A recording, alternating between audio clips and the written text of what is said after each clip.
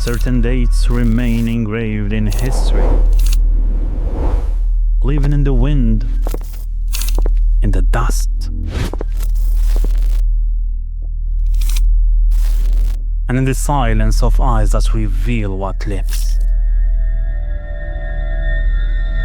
Then no.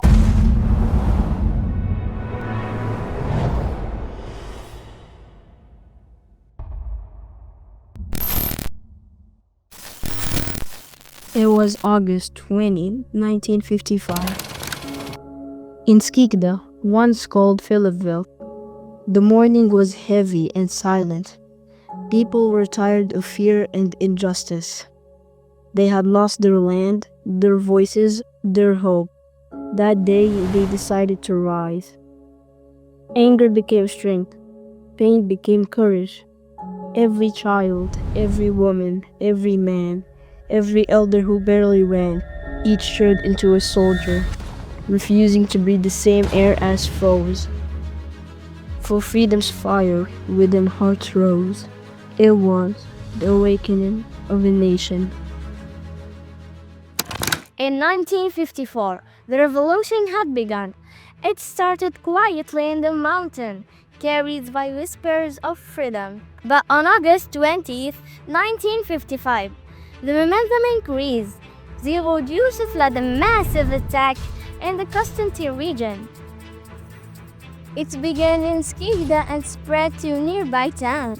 It was the first large and coordinated action of the revolution. France believed that the fire could be contained, but the uprising of August 20th proved them wrong. It ignited the heart of the colonial power. It reminded the world that silence was never the language of Algerians. Then came the answer, not with words, but with bullets. In the streets of Skeikdة, tanks rolled over the pavement, crushing walls and homes. People ran for shelter, but the tanks fired into crowds. Villages were surrounded, homes were burned, and shadows vanished. Many people were forced into the city stadium during the reprisals. At the stadium, dozens were killed, and many others wounded. Bodies were left in the stands and on the field. Mercy was buried with the dead. Houses lay one over another. A single grave for 100 hearts. Some said hundreds died, others said more than 10,000. And when it was over, there was a silence. A dreadful silence that screamed louder than war. It was one of the dark days of the Algerian War. They thought fear would break us, but fear became our teacher. The massacres didn't stop us, they made us stronger. New fighters joined the FLN. Women became messengers and nurses.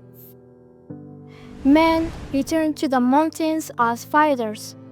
We stood alone against injustice. While the world turns back, only the mountains carried our pain. And from the ashes of silence, our revolution was reborn. When dawn came, Skeikdة was no longer the same. Smoke, blood, silence.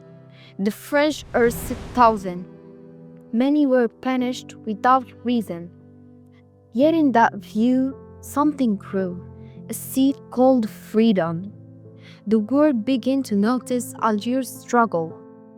1 year later, on August 20th, 1956, the Salman Congress was held. The revolution gained structure and direction. From tragedy came unity. From unity came the path to independence. They called it a revolt. We call it freedom's harby. Indeed, freedom is not given, it is earned. Some stories aren't written in books. They drift through the wind, carried by the souls of martyrs. And ours was not written in ink, but with blood that never dries. August 20th was not an end. It was the beginning of nations' rebirth. Years passed, the guns grew quiet, but injustice never sleeps. In another land, another sky, I saw the same smoke, the same children running, the same silence after the fire. History does not repeat itself. It warns us. Every time innocents are killed, every time the powerful forgets mercy, history whispers again. Do you still not understand?